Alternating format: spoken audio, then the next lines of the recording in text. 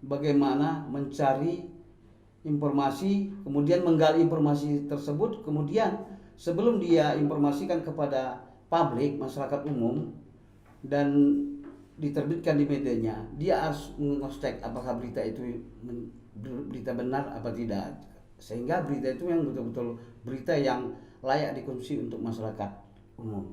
Seperti itu ya kira.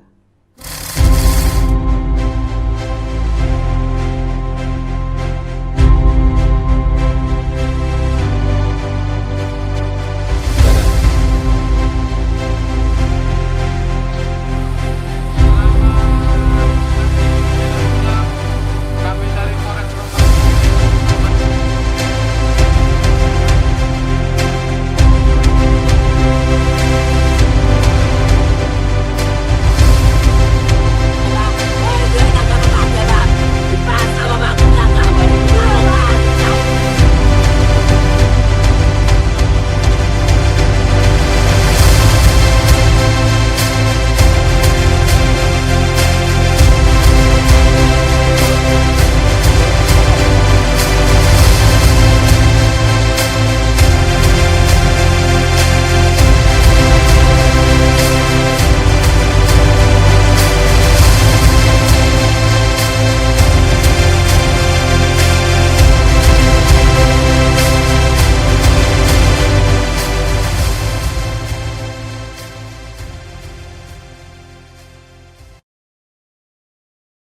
Oke, baiklah kembali lagi bersama saya dengan Bribtu Dinda Damar Pramedika.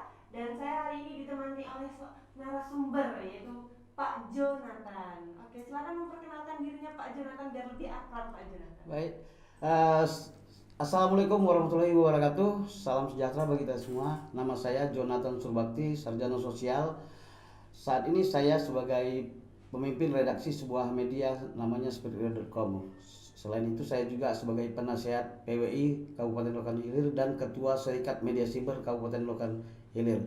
Selamat pagi teman-teman semua. Mungkin ada yang meliput, ada yang lagi minum kopi, ada lagi ngedit berita, ada lagi prospek listing berita untuk apa yang mau dikerjakan hari. Mudah-mudahan kita semua dalam keadaan sehat, kemudian tetap jaga kesehatan dan jangan lupa pakai masker. Oke, baiklah pagi ini kita dengan tema yaitu dua sisi profesi wartawan. Baiklah, ini lebih akrabnya saya panggil Pak Jo aja atau Bang Jo ya? Biar kelihatan muda. Biar kelihatan muda Bang Jo aja. Iya, Bang Jo.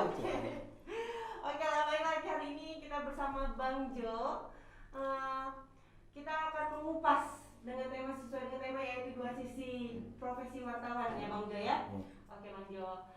Bang Jo itu udah berapa lama menjadi seorang wartawan? Waduh ya, kebetulan saya masuk Lokan Hilir ya, Riau ya, 2005. Jadi sekarang mungkin 21 tahun ya, jadi menggeluti dunia jurnalistik ini. 21 tahun ya Bang Jo ya. 21 tahun. Bukan waktu yang sebentar gitu ya Bang Jo ya. Oke Bang Jo. Bang Jo itu ini kan masyarakat Kabupaten Lokan Hilir nih. Terutama banyak yang bertanya-tanya, profesi wartawan itu sebenarnya yang seperti apa sih Bang Jo? Gitu. Iya baik. Jadi perlu diketahui bahwa profesi wartawan adalah profesi yang mulia. Kenapa saya katakan mulia? Karena kerjaan dia, tugas dia adalah bagaimana mencari informasi, kemudian menggali informasi tersebut, kemudian sebelum dia informasikan kepada publik, masyarakat umum, dan diterbitkan di medianya, dia harus mengecek apakah berita itu berita benar apa tidak, sehingga berita itu yang betul-betul berita yang layak dikonsumsi untuk masyarakat umum. Seperti itu ya kira. Bang Jo ini menjadi seorang jurnalis atau wartawan, itu tuh memang cita-cita, keinginan dari kecil atau gimana Bang Jo? Ya, sebelumnya kan saya dulu memang kepingin sekali menjadi seorang jurnalis, tapi waktu itu orang tua saya tidak menyetujui. Tapi karena berkat keinginan saya dan kemauan saya, akhirnya saya terpaksa masuk ke sebuah universitas namanya Sekolah Tinggi Ilmu Komunikasi Pembangunan Medan. Ada dua jurusan di situ, satu jurnalistik, satu PR, public relation. Saya kebetulan mengambil jurnalistiknya. Oh, jadi kuliah juga ya Bang Jo? Iya. Oh. Berapa lama Bang Jo itu kuliahnya Bang Jo? Ya, kebetulan itu waktu itu saya ada sekitar 4 tahun 8 bulan ya. Saya selesai S1-nya. Oh begitu Bang Jo. Dulu saya sempat tuh Bang Jo pengen jadi wartawan, tapi juga nggak dibolehin. Jadi jadinya jadi poluan aja Bang Jo. Ya. Oh ya Bang Jo, dengan tema pagi ini kan dua sisi profesi wartawan nih Bang Jo. Iya. Maksud dari dua sisi ini gimana Bang Jo? Jadi begini, kalau 2018 yang lalu, menurut data dari Dewan Pers, ada sekitar 100.000 wartawan yang ada di Indonesia. Tapi ketika itu Dewan Pers menyatakan bahwa dari 100.000 hanya 10% yang kompeten, 10% gitu. Jadi ya bagaimana ya sekarang menghadapi wartawan segitu banyaknya, sementara yang ditentukan sama Dewan Pers adalah 10%, dan dia kan yang kompeten itu dinyatakan karena mereka harus memang mengikuti uji kompetensi wartawan, namanya UKW namanya. Kemudian masuk suatu organisasi resmi, itu yang diapakan sama Dewan Pers. Jadi kembali ke wartawan tadi, kalau saya sih selama ini mendengar ada namanya warta kosan, wartawan tanpa surat kabar, muntaber, ada yang namanya wartawan abal-abal.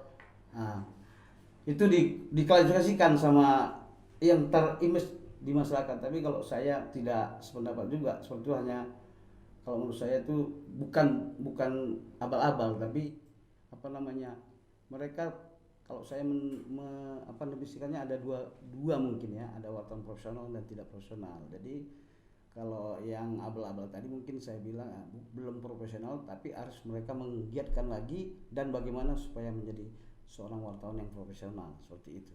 Begitu Bang Jo. Kalau begitu Bang Jo kan tadi Bang Jo kan cuma berapa 10%? 10% ya di Indonesia. Di Ya. Indonesia. Kalau untuk di daerah Rokan Hilir ini sendiri gimana Bang Jo? Nah ini dia, ini menjadi suatu sangat menarik. Kenapa? Selama ini saya mendengar dari keluhan berbagai instansi, termasuk instansi kita di kepolisian ada juga seperti itu, juga ada di institusi pemerintahan, mereka bingung yang mana sebenarnya wartawan yang benar gitu. Nah kalau saya tidak menjudge itu mana yang benar ataupun mana yang abal, tapi di Rokan Hilir ini yang terdata, menurut data kita PWI, yang baru kompeten ada sekitar 18 orang wartawan, itu yang data kami dari PWI. Kemudian yang masuk organisasi resmi yang apakan sama Dewan Pers ada sekitar 45. Jadi sementara kalau ya saya bergaul sehari-hari yang mengakunya sebagai wartawan yang mengantongi kartu pers ada sekitar ya 300 mungkin ya, ada sekitar seperti itu kalau saya data gitu. Berarti dari 300 yang profesional ataupun yang resmi ya Bang Jo ya? Yang diakui Dewan Pers maksudnya? Yang diakui ya Bang, cuman 18. 18. Wow. Ini kalau saya nggak tanya sama Bang Jo, saya nggak tahu juga nih Bang Jo. Soalnya kan kadang yang kita lihat, oh wartawan gitu, jadi kita kan nggak tahu nih Bang Jo kayak, oh ini wartawan, perbedaan wartawan itu apa, yang gimana yang profesional. Soalnya kan seperti yang Bang Jo bilang sendiri juga tadi kan, di masyarakat itu juga ngomong wartawan abal-abal gitu ya Bang Jo ya. Makanya saya tadi sebenarnya mau nanyakan wartawan abal-abal itu apa maksudnya gitu Bang Jo. Ya tapi yang jelas begini, seperti yang kita Dewan Pers katakan, seorang wartawan itu selain dia melakukan kegiatan jurnalistik secara profesional, ada tahapannya. Yang penting menurut saya ada dua yang wajib sebenarnya untuk melangkah menjadi seorang wartawan profesional. Pertama, dia masuk ke sebuah organisasi wartawan yang resmi. Apa itu gitu? Kalau di Indonesia ada namanya 4 organisasi yang diakui Dewan Pers. Ada Persatuan Wartawan Indonesia, ada AJI, Aliansi Jurnalistik Indonesia, kemudian ada lagi IJTI, Ikatan Jurnalistik Televisi Indonesia. Kemudian yang terakhir ada namanya Ikatan Wartawan Pewarta Foto namanya. Jadi ada 4. Nah, itu masuk dia sebuah organisasi yang diakui Dewan Pers. Kemudian setelah itu ada jenjangnya lagi namanya UKW, uji kompetensi wartawan. Ketika seorang wartawan dikatakan profesional, dia harus melewati namanya uji kompetensi wartawan. UKW itu ada 3 tahapan, ada muda, ada yang namanya madya, kemudian ada utama. Kebetulan di Rokan Hilir baru 2 mungkin. Saya dan ada ketua PWI sekarang namanya Novi Sandi, itu udah utama dia. Nah, kembali kepada profesional wartawan lagi bahwa kita selalu berhadapan sebagai seorang penulis. Masa cerita kadang kopi kadang-kadang udah jadikan berita, itu yang selama ini yang terjadi, sehingga banyak yang teman-teman wartawan menyangkut terkait dengan hukum jadinya gitu. Ada berapa kemarin teman-teman kita yang masuk. Saya berharap supaya teman-teman itu agar memperhatikan itu, seperti itu Mbak Dinda. Gitu ya Bang Jo ya. Sekarang Bang Jo sendiri ini sedang bekerja di mana Bang Jo sekarang? Iya, kebetulan saya ada 2 produk media yang saya buat. Seperti kalau di online ada spirit.com, saya sebagai pemimpin redaksinya. Kemudian satu lagi ada namanya Rokan Time, saya situ juga Rokan Time ada bentuk kayak live streaming. Jadi 2 produk itu, jadi semua ya kita upayakan supaya wartawannya tuh ya kalau bisa menjadi wartawan yang kompeten dan profesional lah, seperti itu gitu. Jadi untuk menjadi wartawan yang kompeten itu Bang Jo, jadi nggak jadi deg-degan saya Bang Jo. Itu banyak tesnya juga ya Banyak. Bang Jo ya. Iya. Kirain cuman soalnya kan kayak kami yang kurang memahami begitu kan, kurang paham lah wartawan begitu. Terus Bang Jo dengar katanya Bang Jo udah punya media sendiri. Iya. Media apa tuh Bang Jo? Itu namanya spiritrio.com, itu untuk online-nya. Kemudian kalau untuk live streamingnya seperti Rokan TV itu kita punya juga dengan teman-teman sih yang udah ada kompeten di situ, kita bersama-sama untuk mendirikan itu, dan sekarang ya sedang berjalan gitu. Luar biasa. Tepuk tangan dulu Bang ya. Tapi karena ini kan udah makin panas nih obrolan kita.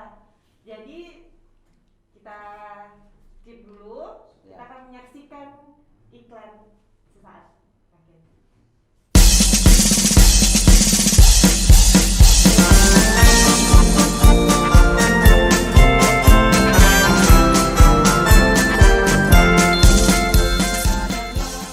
Assalamualaikum warahmatullahi wabarakatuh. Selamat pagi.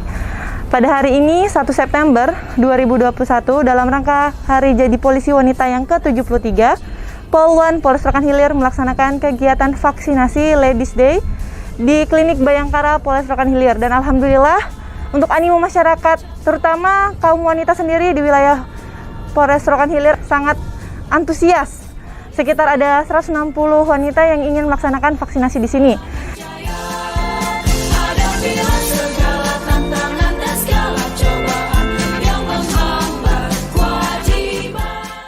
Dan juga selain vaksinasi Ladies Day, Polwan Polres Rokan Hilir juga melaksanakan bakti sosial kepada masyarakat yang kurang mampu dan juga berkebutuhan khusus.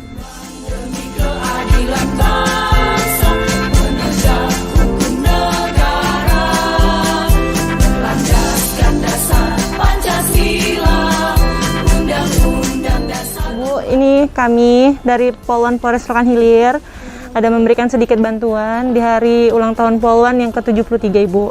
Semoga ini berkah dan berguna buat Ibu ya Bu ya. Amin. Diterima ya Bu ya. Cita-cita bangsa, hadapilah segala tantangan dan segala cobaan yang menghambat kewajiban. Harapannya semoga Polwan seluruh Indonesia semakin jaya dan semakin profesional dalam memberikan pelayanan kepada masyarakat.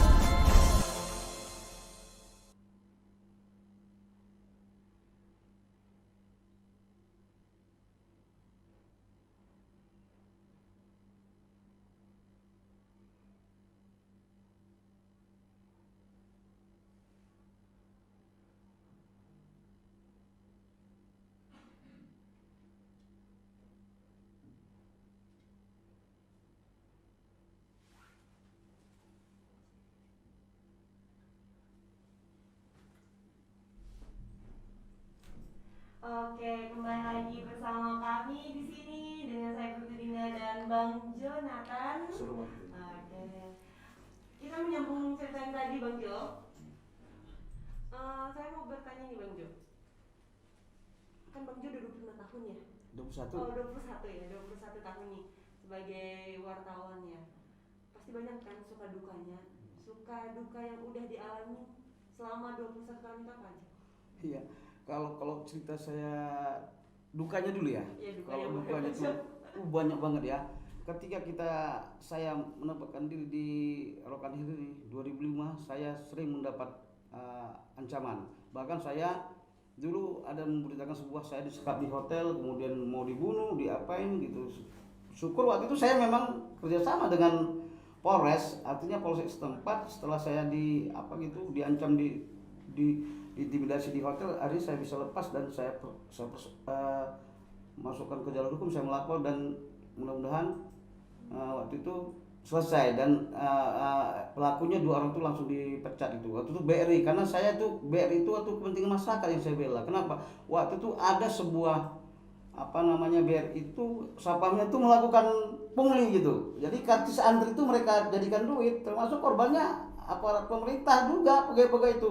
Ada yang sampai 20, 50 sampai 100 ketika karcis itu. Jadi nggak giliran dia ditanya, Pak, siapa ngasih duit? Dia saya beritakan waktu itu. Saya langsung diintimidasi dan apa. Kemudian satu lagi dukanya lagi ketika memasukkan berita itu kan saya punya atasan namanya redaktur, ada koordinator liputan gitu. Nah, ada berita saya tuh ketika saya kirim dibuang ke sampah. Ini nggak ada berita. Nah, kalau sekarang beda. Ada wartawan baru kemarin gitu, udah langsung bisa modal habis saja mereka udah bisa posting dan menaikkan berita dan mereka yang ngedit sendiri. Saya memang enak sekali. Kalau saya dulu banyak berita saya yang dibuang sama redaktur saya karena belum memenuhi kriteria 5W1H itu tadi gitu. Jadi mereka buang gitu. Itulah. Kemudian sukanya ya dengan saya menjadi wartawan, saya banyak jaringan. Saya bisa jalan-jalan ke luar negeri, seluruh Indonesia dulu dengan profesi wartawan ini gitu. Saya bisa kenal pejabat mulai level Kapolres, Dandim, pokoknya bupati itu gara-gara profesi wartawan ini juga. Itulah jaringan kita semakin banyak. Jadi untuk menjadi sebuah wartawan yang profesional kita harus memang punya jaringan, namanya jejaring. Jaring itulah memperkuat kita, level kita gitu. Nah, seperti itu mungkin suka dukanya menjadi wartawan yang saya alami gitu. Ngeri juga ya Bang Jo ya, Iya. sampai disekap gitu. Iya. Tapi pernah nggak Bang Jo tuh karena udah kejadian itu jadi pernah merasa gini, udahlah kayaknya ini berbahaya gitu, kayak pengen mundurin, berhenti aja deh gitu, pernah nggak Bang Jo? Sebetulnya kalau saya enggak, justru orang tua dan orang rumah saya itu udah berhenti aja. Kamu pulang kampung aja, ngapain? Dan dulu kan saya udah nggak setuju kamu jadi wartawan udah. Tapi karena niat saya bagus dan waktu itu saya memang kepentingan masyarakat, memberitakan tentang masyarakat gitu. Ingat bahwa fungsi wartawan itu bagaimana supaya membela kepentingan masyarakat yang benar gitu. Waktu itu saya nekat terus. Bahkan istri saya udah berhenti aja katanya karena dia sempat bisa lari jam 3 subuh. Gara-gara berita saya gitu waktu itu gitu, benar. Nah, jadi ya udah, kalau saya makin begitu saya makin diintimidasi karena menurut saya benar, saya makin kuat gitu loh. Itu dia semangat dia. Bukan berarti kita langsung Bang Jo langsung down gitu. Iya, tidak gitu. Enggak ya Bang Jo. Cuman kita harus hati-hati. Itulah namanya bagaimana teknik mencari berita investigasi yang dalam itu dan bagaimana kita punya kesiapan gitu. Jangan nanti pula kita konyol pula gitu. Ya kalau kita misalnya nanti udah dibuat langsung kita misalnya dipukul atau bagaimana, kita kan udah konyol. Nah, kita juga punya harus antisipasi seperti itu. Strateginya gimana gitu. Kita harus melihatnya. Jadi itulah murninya sebuah tugas wartawan tadi. Kita semua harus mempunyai segala kemampuan gitu. Baik dalam segitu tadi, kita harus mampu gitu. Jangan sempat kalau udah misalnya nanti saya laka lantas atau dibunuh lah misalnya. Apa mempersoalkan hukum lagi? Sementara kita udah meninggal gitu. Kita harus juga mampu seperti itu. Jadi memang serba bisa seperti itu profesi wartawan itu sebenarnya gitu. Luar biasa ternyata Bang Jo ini. Saya speechless nih Bang Jo. Mungkin saya kalau misalnya berada di posisi Bang Jo mikir lagi tuh Bang Jo. Tapi dengan seperti ini podcast ini kayaknya Dinda udah ada bakat juga jadi jurnalis ini. Dari wawancaranya. Iya. Aduh, Bang Jo jangan buat saya senang ya Bang Jo.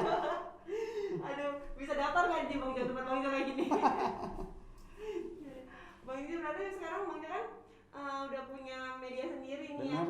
Berarti Bang Jo kan membuka lapangan pekerjaan juga buat orang begitu. Udah berapa lama tuh Bang Jo? Ada sih seperti itu. Jadi kita metodenya seperti ini. Jadi ada 13 kabupaten kota sekarang kan kita menerima sejumlah 13 kabupaten itu untuk wartawannya untuk perwakilan daerah. Tapi ya itu tadi kalau untuk membuat manajemen sebuah media yang besar kita belum mampu, tapi kita kan berdasar istilahnya kesepakatan gitu. Kalau untuk honor, yang kata bahasa Prancisnya honor adalah sebuah penghargaan untuk jurnalis, ya kita belum mampu sebenarnya, tapi ya itu kan kesepakatan kita itu seperti itu ya. Jadi saya bisa pakai Bang. Bisa sambil-sambilan ini Bang. Sambil-sambilan ya. Tapi itu luar biasa loh Bang Jo menurut saya itu. Jadi Bang Jo ini kan masyarakat adik-adik nih kayak misalnya masyarakat khusus di masyarakat Kabupaten Rokan Hilir aja ya. Pasti kan banyak nih untuk kaum milenial nih yang pengen jadi masuk wartawan itu gimana? Itu ada nggak mau disampaikan ke kaum milenial? Itu dia. Jadi kalau untuk para masyarakat, yang penting saya mau kepingin dengan melalui PW ini, jangan organisasi ini, saya mengubah image masyarakat. Selama ini image masyarakat itu kan wartawan itu adalah, oh itu wartawan, oh pasti banyak kantongnya, rambut gondrong dan kerjanya memeras atau meminta-minta. Itu mau saya hilangkan dulu image bahwa ternyata pekerjaan profesi wartawan itu mulia seperti ini. Nah, saya berharap anak-anak lokal ini tetap banyak potensi loh gitu loh. Dia bisa, tapi ya seperti saya paling tidak, kalaupun tidak dia menempuh dengan perkuliahan untuk mencapai ilmu jurnalistiknya, boleh dia ada banyak pelatihan sekarang tentang ilmu jurnalistik, ada di Pekanbaru ada juga, atau ya misalnya magang sebuah media. Jadi nggak langsung blak begitu jadi wartawan gitu, karena wartawan itu memerlukan skill, kemampuan, dan iya itu kan berhadapan dengan masyarakat gitu. Karena begitu wartawan memberitakan, saya bisa memberitakan Dinda nanti dari segi depannya bisa cantik, dari sampingnya bisa jelek. Itulah kepiawaian wartawan. Tapi ingat, dia dibatasi dengan kode etik jurnalistik dan undang-undang pers. Tetap acuannya seperti itu. Kalau tidak, ya itu seperti itu tadi. Dia tidak akan kita kategorikan wartawan yang profesional. Begitu kira-kira. Memang kadang nggak masyarakat kalian pun saya sempat berpikir wartawan gitu ya Bang Jo, kayak image-nya jadi gimana gitu ya, bukan image negatif sih sebenarnya, cuman kita kan jadi gini gitu. Kalau nggak dari penjelasan Bang Jo tadi, saya ngawur juga nih mikir Bang Jo. Iya, ya kami juga mengakui gitu, dari Dewan Pers sendiri mengakui, dari PWI juga mengakui gitu, bahwa kita kurang sosialisasi. Jadi kedepannya saya berharap baik dari institusi Pemkab Rokan Hilir juga membuat pelatihan jurnalistik, atau Polres sendiri saya welcome itu, silakan aja kita buat pelatihan jurnalistik bersama-sama. Ini sebenarnya wartawan yang benar itu gitu, dan ini sebenarnya wartawan yang tidak profesional itu, seperti itu saya pikir. Oke, baiklah, nggak terasa waktu sudah 20 menit rupanya Bang Jo. Kita ngomong sini nggak terasa juga ya Bang ya. Iya. Saking serunya ngomong sama Bang Jo. Besok-besok Bang Jo kalau diundang sini mau lagi ya Bang Jo ya. Sama saya lagi Bang Jo. Insya Allah. Kalau itu yang tadi jangan lupa ya Bang Jo. Oke, baiklah, untuk seluruh masyarakat Kabupaten Rokan Hilir, mohon maaf apabila ada kesalahan, dan terima kasih telah menyaksikan tema kita hari ini, yaitu di dua sisi profesi wartawan. Semoga bermanfaat, dan kami ingatkan untuk selalu menjaga protokol kesehatan, patuhi untuk berjaga jarak, dan jangan lupa untuk ikut vaksinasi. Terima kasih. Assalamualaikum warahmatullahi wabarakatuh dan selamat pagi.